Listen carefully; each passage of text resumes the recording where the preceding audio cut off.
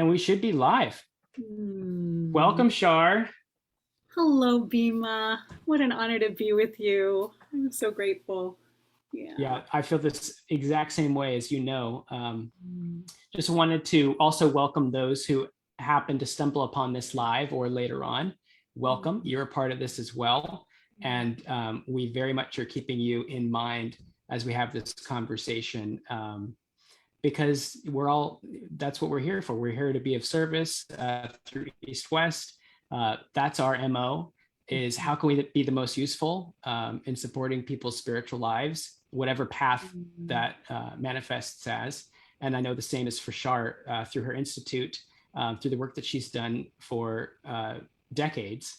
And I wanted to take a moment and just introduce Char, not in a formal sense, but in more of a friendly sense, just my own experience over the years. I've been working at East West for almost 10 years. And I remember the first time having Char Sundust come do an event. Our old events coordinator, Steve Bonnell, he always made a point of making sure that Char was booked once a quarter.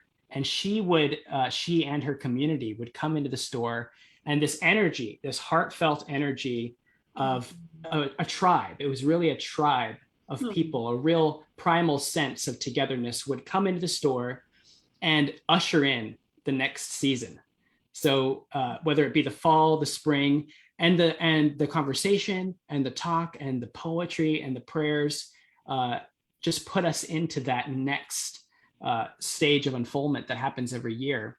And it's been my joy to have as many times as we can continue that tradition. One other fun thing is that you might experience next time you come and see Char. We're going to be hosting her next week in person and online at our center in Bothell. We've got the link in the description to register for that. But schedule willing, I've always kicked them off with a very strange tradition of reading 80s poetry.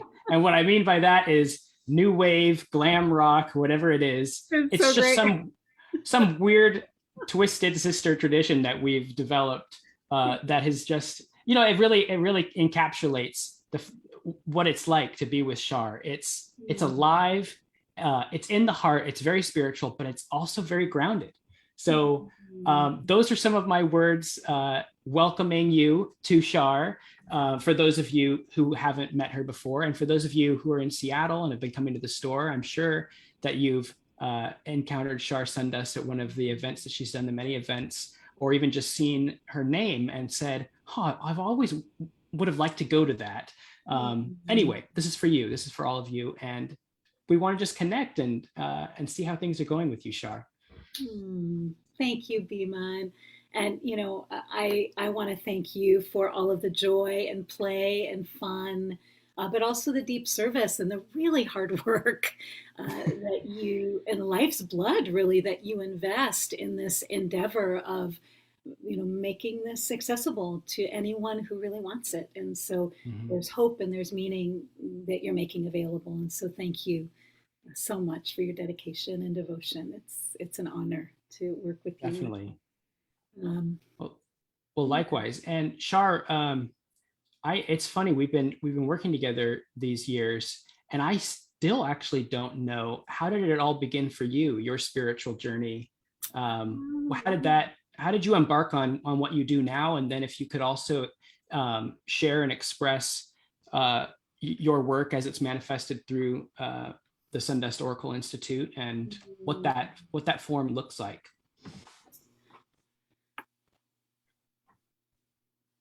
Well, it's been quite an unfolding. I started.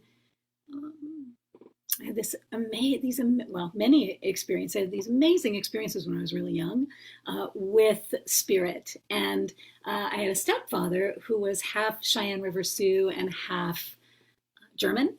And he thought, oh, she has a gift. She's sensitive. She has, so I was really encouraged from the time that I was very young around my spirituality. I also had and made contact with a spirit when I was very young, and I explained the spirit to both of my parents, and my mother, uh, who's marvelous, she is carries a lineage from Mexico. She also has Apache and English and some Scottish. So there's these different ways of seeing things from these different ways of life, and different ancestry. And so when they heard that I'd seen this spirit, the first question was, "Well, how did it feel? What did you think? Mm. Did it feel good? Did it feel bad?" Right. And it was an amazing experience where I'd come downstairs in the middle of the night and I saw the spirit in front of the fireplace and I was like, "Oh my gosh!" And I just stood there because I couldn't believe my eyes. I was like, "Oh my goodness, this is amazing! This is marvelous!" And it stayed there and it kept staying there. And so I told my parents about this the next day and they were like, "Well, how did it feel? And if it felt good," I said it felt really good. And they're like, "That's wonderful. You saw your first spirit." And I was like, "Oh," and I just think about how many people are sensitive to the spirit world and to the quote unquote invisible world, or the Mm-hmm. numinous world, the world of angels and spirits and ancestors, Mm-hmm. who don't hear that. Like, "Oh, honey, that's great. Right. You saw your Right. free spirit. How wonderful, Right. and then began another conversation, which was like, "Oh, this is considered a gift." And, to my parents, to my culture. Then later I was adopted into a Lakota family. My mom, Barbara Means Adams, she found me. I was at a powwow underneath a table drumming and singing, and she just lifted up the tablecloth and said, "Oh, I heard you singing." And when I came out of a sweat lodge in 1976 in August, and I heard your voice, and you need to come and live with me. And so we had an Wow. adoption ceremony, and so but that has always been my road Mm-hmm. is the good red road, but my work isn't really about that. That's Mm. like my life. My work is really about spirit, and what I recognized that people were having these experiences with the invisible. People were having spiritual experiences from all cultures. There's no culture in the world that doesn't have spirit globally. Mm. All cultures have spirit. And, in my own learning and in my own work, I really felt that, you know, with my two mothers, my birth mother and then my adoptive mother, and also with my two fathers, right? My birth father and my Mm-hmm. stepfather. It's been an interesting confluence of like traditions and, right. And then my birth father is, Turkish and Iranian and Egyptian. And so it's like this confluence of, so it's so interesting. Like I did the DNA thing, and it's like, oh, I have every culture in me. I have the red, I have the black, I have the white, Right. and I have Wow. the Asian, right? And there's also, yeah. So it's like, oh, okay. So that's really my work is to recognize that everyone has spirit, Mm-hmm. The universality of it, right? because we all are spirit, right? It's not Right. like there's an option. You don't have a choice. Oh, yeah, because the spirit is actually what animates the body. So if we don't Right. have a spirit, we're in trouble. We're Right. not Yeah. actually walking and talking, and Yeah. so and so what I found that increasingly, and especially now, you know, what we're seeing that people don't have a connection to their spirituality, and Mhm. so, like in my courses and things that I teach at Bastyr and at Seattle U, and also through my own institute and with you, it really is about people connecting with a spirituality that makes personal sense to them, Right. right? So, it's, so I mean, I could say, oh, I'm gonna, the Turkish or the Sufi, or there's a million different ways that I could look at that, or I could go for, more of the Celtic, or I could go for more of the, more of the Lakota, or I could go for more, right? So there's all of these different aspects to me, ethnically and culturally, but I'm not going to leave any of it out, Mm, right? Because if I leave a part of my, I have to honor all of those things. I can't, right? So all of my heritage. So we don't really have a choice about our inheritance.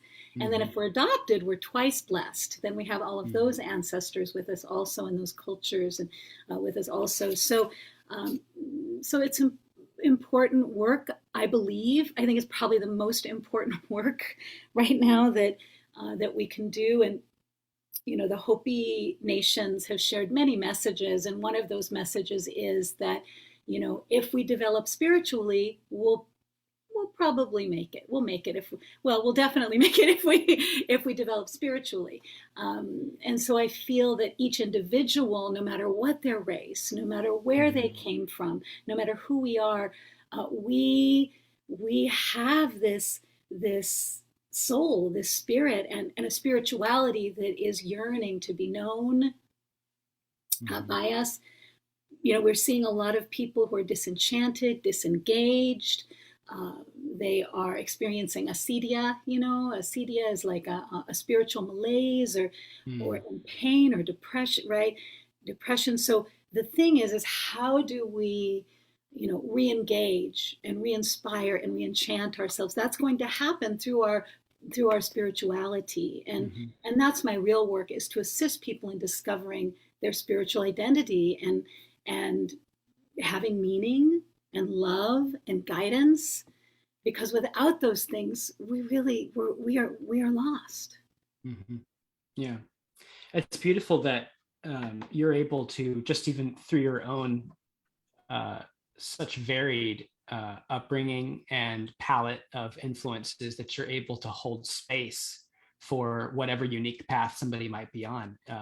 Mm. Throughout those all traditions. I know in the yoga teachings, there's this idea that um, unlike in a traditional Christian sense, where there's the Son of God, and then that's it. There's this. We all are on this journey towards self-realization, and in doing that, we have an obligation or responsibility to help others along the way too. And some people will never. It's said that some people will never experience enlightenment without your help, and that's for everybody. Like, without your awakening, have a part in the awakening of a particular person. And that's always inspired me, that we all have to be in this together. And uh, so how does it what's going on with the institute right now? I mean, what's the form? Is it in person again? And I know that the class that we're doing together, Spiritual ID, you have a course titled that too, right? That's going to be starting up. Yeah, So that. maybe you could tell us a little bit about how, if somebody comes and they're interested in the class that we do next week, what are the ways that people come together with your work? Hmm, it's always amazing, and it's always a great and beautiful mystery to me, um, how things come together, because how we've been working has been we've been doing hybrid this last year, and Okay. I'm also at Village. I've developed their soul care, Village Medicine, which is a clinic. So I've also developed their spiritual program and take care of their spiritual care with their patients, Oh, and so, cool. which I love. I love Wow. doing that work and developing that program, and so, being the director of spiritual care there, uh, we also were able to teach the course, the spiritual identity course there this year. And so it's been really great, like, because, I also have a lot of family and friends in Mexico who've been like, we want to take your course. And so it was really lovely just to have I had so many cohorts this year in the spiritual identity course from Mexico, from Sweden, from like all over the world. And then we also have the group that's in the room. So it Hmm. was really powerful to have everyone really working together. And then also, SOI, we have been really encouraging people to test and to make sure that they're safe in all the ways they feel comfortable to them, and simply following guidelines. But it's been richer than ever before, Bhima. Like, it's been profoundly moving and beautiful, and so we're definitely we're doing both. And this year we'll be at Seattle U and at Bastyr. I'll be housing my work in both of those places. As things go forward. I mean, right? Like, you just Yeah. have to be in the mystery every day, right? Yeah. As far For as now, that's what's happening. as far as we know, or maybe a village again. We don't know, but So we'll. those are the two main facilities that SOI meets at. I'm sorry, Bhima. What was That that? is that Are those the two main places that SOI meets at for classes, at Bastyr and then at Seattle U? Yeah, Cool. yeah. And both of the campuses are beautiful. And many years ago, the students of Bastyr had asked me to to teach the course there, to teach the spiritual identity course there. And then over the years, the dean asked me to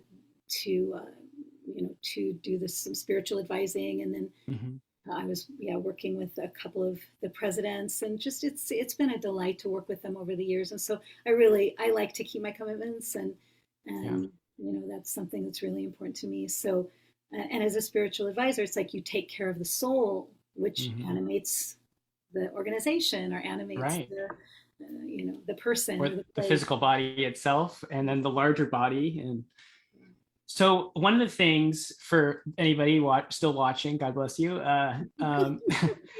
One of the things that always struck me was, God, all the gods, yeah, all the all the gods, gods yeah, bless you. yeah, um, was the variety of books that students would come in, and get for some of your courses. I remember the Hopi Survival Guide, Mm, Four Agreements, John O'Donoghue's, Anam Cara, I think, was maybe one of them. yes, Um, not so the are Four those Agreements, the Fourfold Way by Angela Sarian. Fourfold Way? That's it. Yes, yes. Mhm. So what program do you have?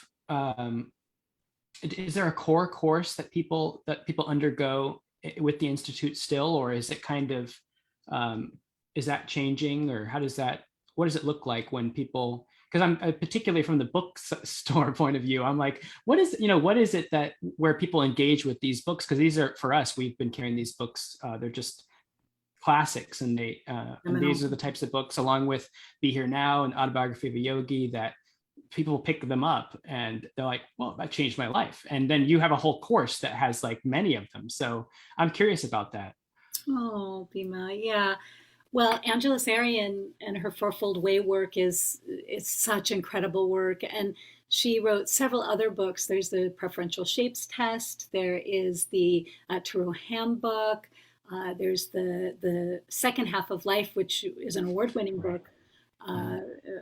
around how to really adult in a way that's a lot of fun in your second half of life. And so she wrote many books. There's also the book on gratitude, and she was my mentor and my very dear beloved teacher for over 20 years.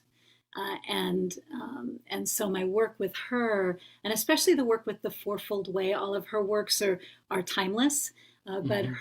her work in the Fourfold Way really goes over the four things that we need to be able to do, which is to stay open to the outcome and not attached to the outcome, to show up and to choose to be present, to do what has deep heart and meaning, and to speak the truth without blame or judgment. And that if we can do those four things, we will increase our happiness by 85%. And so, yeah, Yeah. Yeah. pretty powerful. So if we can just simply do those four things, so really, all of my work is on the bedrock of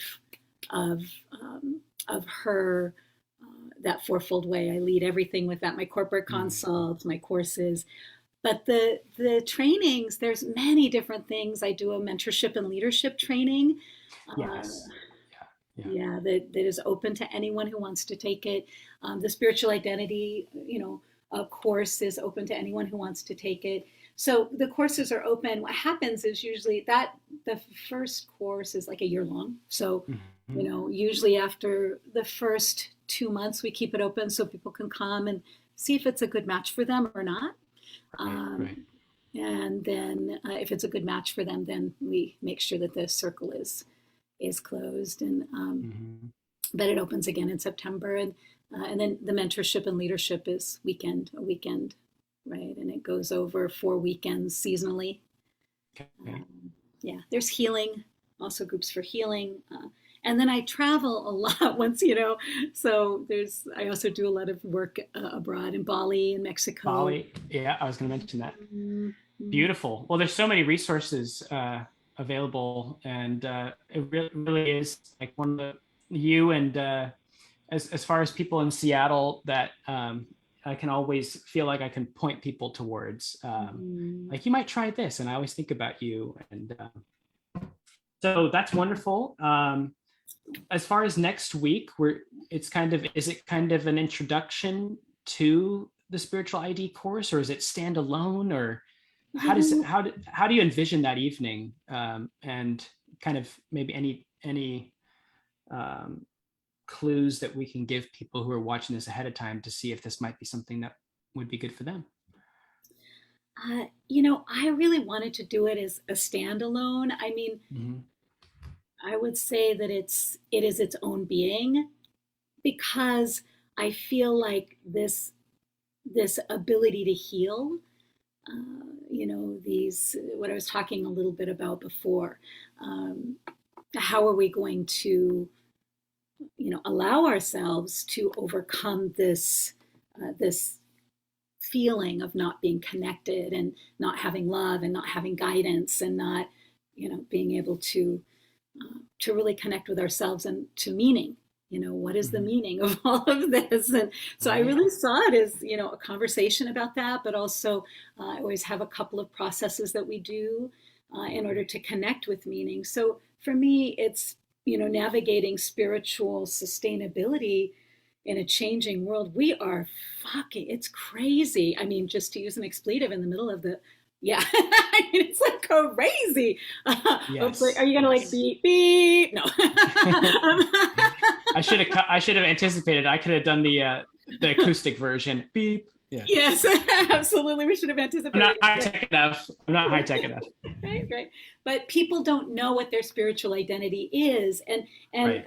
the therapists that I work with, and a lot of the people that are in leadership at this time are really seeing that that's a real issue. Like people they Mhm. want to know how to have meaning, how to have connection, and where to find guidance. And so I thought that I would talk a little bit about how to do that in this evening. And so yeah, it's its own being, and Got it. and if people find it interesting, they can always see what they think about the course and check that out. But it's really an offering of the heart, and Hmm. to connect with what has meaning Hmm. and I life. love I, I love that term spiritual sustainability because what so many people will have like a peak experience, that puts them that opens the door to spirit for them, and then it can get tricky though to find a way to integrate that uh, experience and make it weave that into your life and make that a part of your day to day because the mundane catches up on us, and then the not so mundane of the last 2 years, which is just stress, stress at home, stress on the news, stress, just the stress of a changing world that's changing so rapidly. Mm, So I'm super glad that you threw that spiritual sustainability uh, mm, idea in there, because if there's anything that we can get out of coming together at East West and in our event with you, that would be a great takeaway.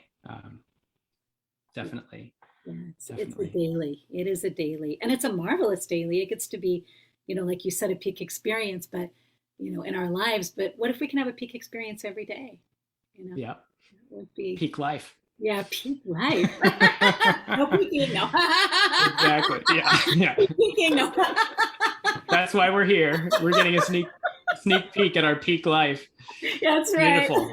Oh my God, you're so great. Oh, what Crazy. a gift. Yeah, and you do that at your center. That's your work is Yeah. to create that. And so, yeah. I was just thinking about the parallel, like as you were saying, with you wouldn't want to exclude any tradition from your work or from your investigations into helping people spiritually. And it's the same way with East West. Our particular source of inspiration at East West is Paramahansa Yogananda, and the term is a little quaint, so you have to just kind of translate it into 21st century terms. But he believed in this ideal of a church of all religions, and what that really means is finding out what is at the essence of all of these different expressions. And like you were saying so succinctly, Char, it's that all traditions, all cultures, all paths that are paths of integrity and truthfulness,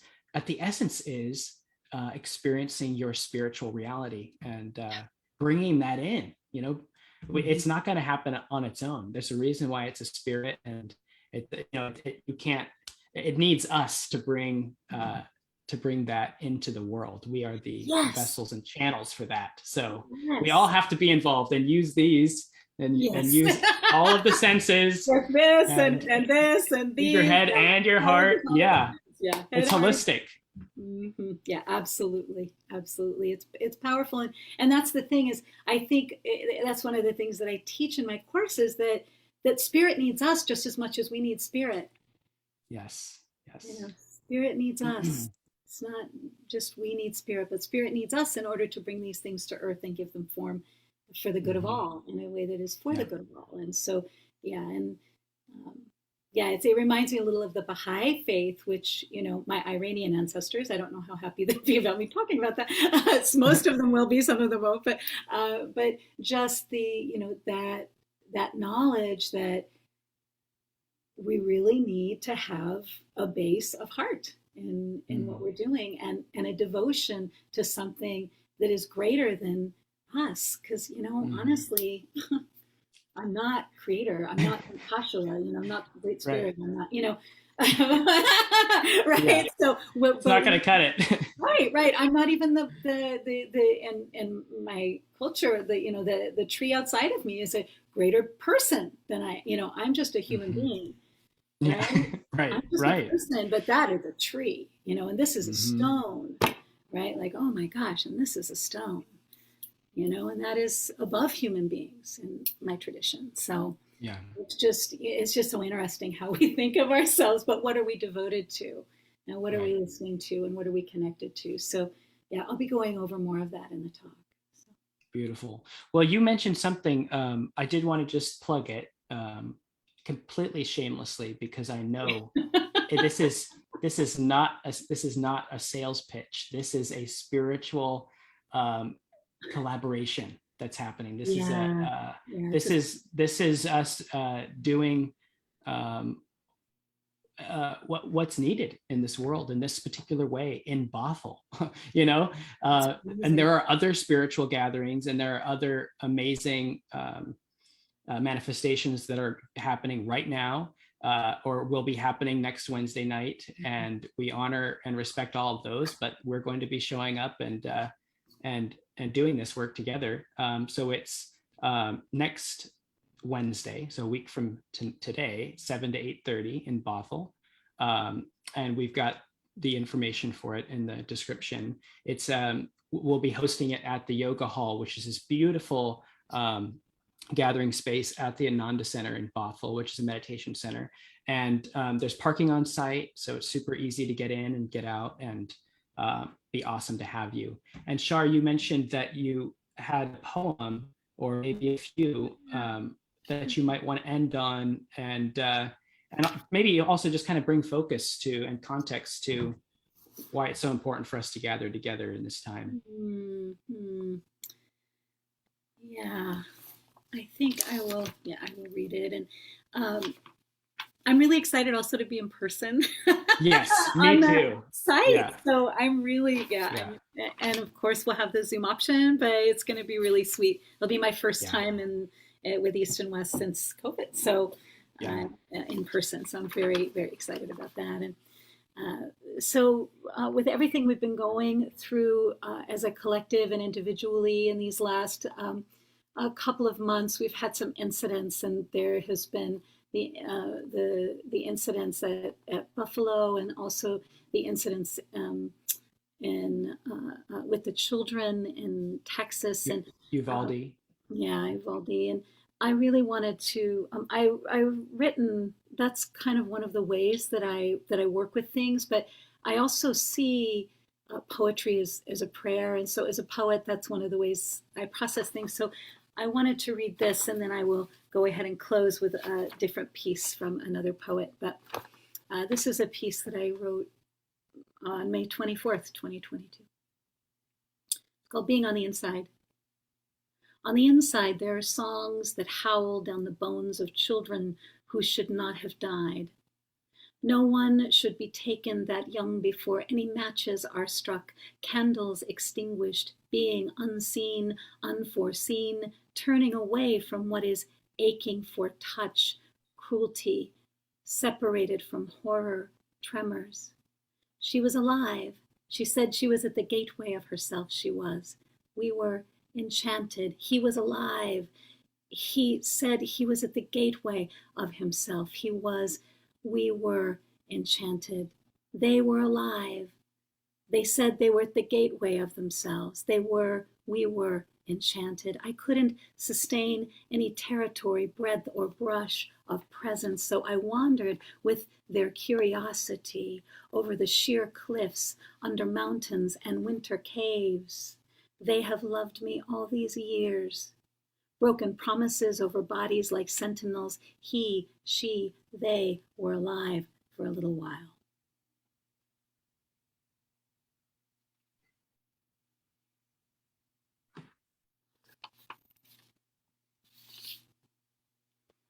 Thank you, Char. So much grief.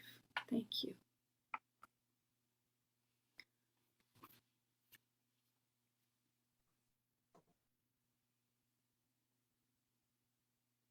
And so we want to heal our grief. We want to, and that's one of the things is how do we heal depression and sorrow and violence with connection? Mm-hmm. You know, how do we do that? How do we heal the violence against ourselves and against others? We come together, we connect, we connection heals, but also love heals. And even though we think, oh my God, this is something that will cause me to never ever be able to love again, and you know, especially those who are, you know, in any way touched directly by this, it is a horror that cannot be named. Mm-hmm. Or expressed in the pain of that. And I have a brother who died, and when he was in his 20s, and just watching my mom Barbara, my Barbara mom. I have a Matilda mom and a Barbara mom, but watching my Barbara mother, just the horror of losing a child. It's the wrong order. It's Right. not supposed to be that way. It's or a mother. The great grandfather goes first, then the grandfather, then the right, then the father, then the child, then the grandchild. Like that's how it's supposed to be. And when it's not that Right. way, yeah, it does something to us that is It's very traumatic. irreparable. Yeah, Yeah. irreparable. But then one day, somehow, maybe we begin to love again. And so I wanted to close with this is From the Heart by Amy Leader, uh, um, September 2003. But this is about loving and how we just need to remember that that's how the healing will happen. And so we are loving to know how loving we are. We are loving to know how loving we are. We are loving to know how loving we are. Knowing that we are loving, loving to know how loving we are to know. We are loving to know how loving we are. We are loving to know how loving we are. Wow. From the heart, Amy Leader, Leader. So Wow. Thank you, Char. That's just what we need. Um, so thank you for the work that you're doing. We are going to continue to be a part of it as long as we are blessed and honored to do so. And we're going to continue to be at service and available as a place to gather as much as we can in these interesting times, and a place of learning and of peace and of rest. So that's what we're here for. So awesome. I'm very yeah. excited. I hope I'm able to be there. I Oh, think me I will too. be. I have Yeah. to get some childcare in order to Yes. make a Wednesday night, but That would be nothing would delight wonderful. me more. So Same here, and I look forward to that. And thank you for your work and your devotion, and thank you for your care and our mutual care. I'm so indeed, grateful. Thank you. indeed. Thank you, Shar. Thank you. Blessings, everyone. Mm.